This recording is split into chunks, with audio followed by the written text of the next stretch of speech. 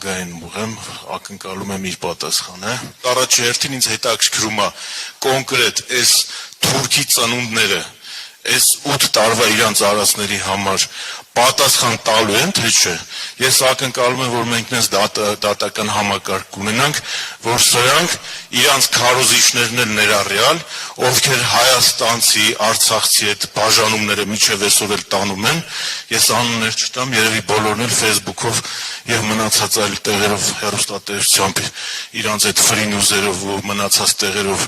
այդ քարոզիչներն էլ ներառյալ, իրանք պատասխանը տալու են, թե չէ, որովհետև կոնկրետ ես ու իմ նման լիքը քաղաքացիներ, որ իրանց գերեզմաններն են թողել Արցախում, իրանց ընտանիքի անդամներն են զոհվել Արցախյան առաջին կամ մնացած այլ պատերազմների ընթացքում, մենք այդ տարածքները, մեր հայկական տարածքները ազատ ագրել էինք ու գնում էինք մեր ծննդավայր կամ արմատներով, ես կոնկրետ այնտեղից եմ, ստեղ եմ ծնվել մեծացել, բայց արմատներով այնտեղից եմ, իմ պապական գյուղն էի գնում, իմ պապական տունն էի գնում, իմ պապու շիրիմի վրա կարում էի խունկ ծխել, բայց այսօր այդ հնարավորությունից մեզ զրկել են։ Պատժվելու են, թե չէ, մեզ այդ հարցը շատ է հետաքրքրում ու մենք ուզում ենք դրանց պատժված տեսնել մեր երկրում։ Շնորհակալություն։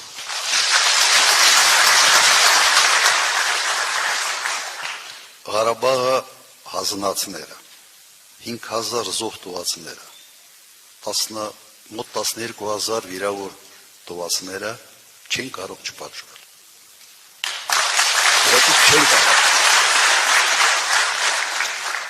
Սա այն դեպքը չի, որ մի պաշտոնյա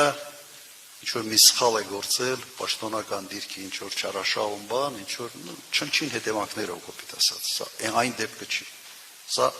այս իշխանությունը աղետ է բերել Հայաստանի Հանրապետության եւ Արցախի գլխին եւ այդ դրա համար պետք է պատասխանել։ Այստեղ ներում չի կարող լինել ընդհանրապես, վստահ եղեք։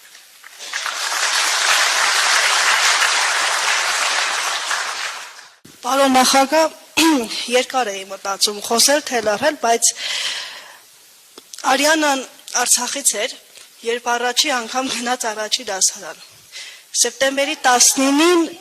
բլոկադայի ծնված Էդուարդին թողեց տանը, գնացի դպրոց ու սկսվեց պատերազմը։ Պատերազմ, որ չուներ պատասխան, պատերազմ, որ զոհվում էին, այնուհետև բենզինի լցակայանի զոհվեցին երկար շատ հայրենակիցներ։ Ինչ կարգավիճակ են ունենալու մեր բենզինի պայթունի հետևանքով մահացած, թե ասեմ, զոհված ասեմ, ընտանիքները, արդյոք իմ Արիաննան գնալու է Արցախ, մենք այդ ոգով ենք ապրում, և ինչպես եք տեսնում Արցախ գնալու մեր ճանապարհը, հարցս, ինչու մինչ այսօր դուք նախագահ չեք, որ արցախցիները այսքան թևաթափ չլինեին, որպես արցախցի խնդրում եմ և պահանջում եմ, մեզ ղեկավար ընտրվեք մեր կողմից և մի վարչապետի, ում նախագահած տարիների միայն ունեցել ենք պարտություն, չեմ ուզում մեր զինվորները այսքան արյունը թափված լինի անիմաստ, ես ուզում եմ, որ մեր զոհվածների հոգին լինի հանգիստ, ես գնամ իմ դպրոց, շարունակեմ իմ մանկավարժական ուղին։ Շնորհակալություն։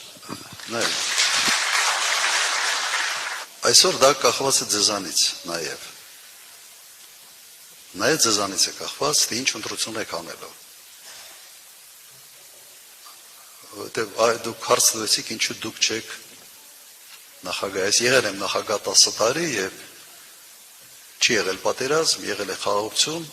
եղել է լուրջ տնտեսական աճ։ Ես համարել եմ, որ իմ պարտքս կատարել եմ, սահմանադրական ժամկետը լրացել է, երկրորդ անգամ ես ընտրվել եմ, ընտրվելուց հետո թողել եմ եւ հանգիստ խղճով գնացել եմ այլ գործերի։ Հիմա պարզվեց, որ հանգիստ խղճով չպիտի գնայի այլ գործերի։ Բայց ես չէի կարող կանխատեսեի 2008 թվականին, թե կարող է 18 թվականին լինի այն կարգի իշխանափոխություն, որը ուղղակի այս աղետը կբերի մեր գլխին։ Ես համոզված եմ, որ Ղարաբաղի հարցը, Արցախի հարցը բանակցային գործընթացով հանգիստ կարելի էր բերել իսկապես լավ ավարտին։ Ամեն ինչ դրան էր գնա։ Եթե չհայտնվեին մի քաղաքական միավոր, մի մարդ, որ համարեց, որ ինքը ամեն ինչի մասնագետ է։ Բոլորից լավ է հասկանում։ Ինչ ուզի կարա անի, կարա զորայական կետից սկսի, կարա ինչ որ գնա ինչ որ թուղթ ստորագրի, այս անի, այն անի, եւ ինքը համարեց, որ Արցախի ժողովրդի ճակատագիրը ինքը մենակ կարող է գնալ եւ այդ ճակատագրի հարցը լուծել։ Թեկուզ 18 թվականին հրապարակում հայտարարել է, չէ, որ սա բանը, որ առանց ժողովրդի հետ քննարկելու որևէ քայլ չի արվելու Արցախի հետ կապված։ Գնաց եւ արեց։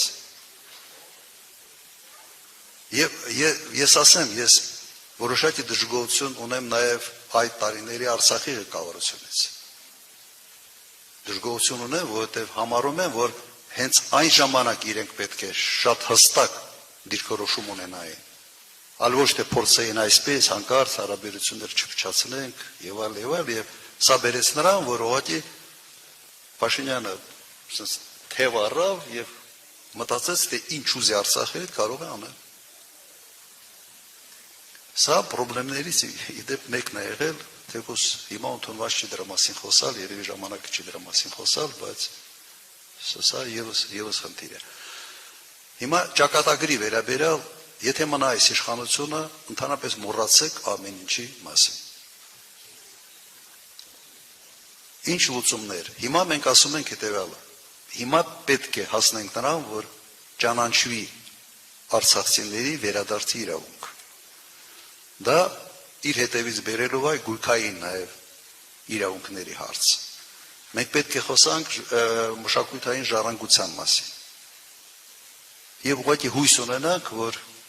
դրանից հետո, այդ քայլերից հետո որոշ հնարավորություններ կարող է բացվել։ Բայց խնդրեմը շատ լուրջ է։